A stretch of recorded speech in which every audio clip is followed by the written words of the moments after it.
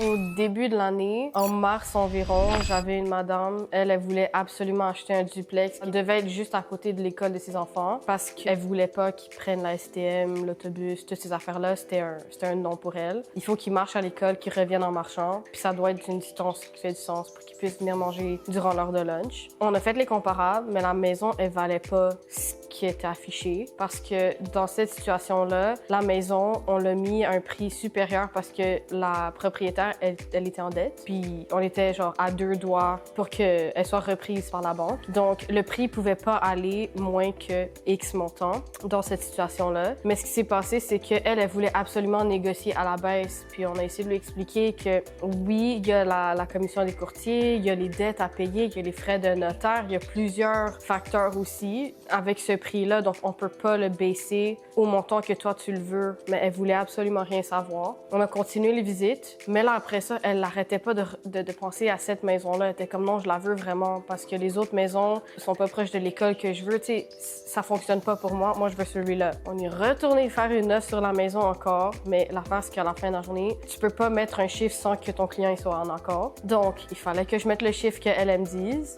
Moi, j'ai l'air comme une imbécile devant le courtier inscripteur. Mais l'affaire, c'est que tu travailles pour le client. Tu dois écouter le client parce que c'est le client qui a le dernier mot. Donc, on a négocié. Il y avait beaucoup de va-et-vient. C'était au moins une semaine de négociation. Le courtier inscripteur, il a pas bougé son chiffre. Puis à la fin de la journée, il fallait qu'elle dise oui parce qu'elle veut la maison. Puis en plus de ça, le vendeur a vu qu'elle voulait absolument la maison. Donc, elle a dit je sais que tu veux la maison, donc paye le prix que je veux. À la fin de la journée, c'est la vendeuse qui a gagné, si tu veux dire ça.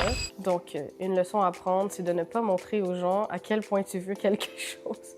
Parce qu'ils vont l'utiliser contre toi aussi. Puis dans ce cas-là, c'est la vendeuse qui a eu le prix qu'elle voulait, puis elle a pas bougé.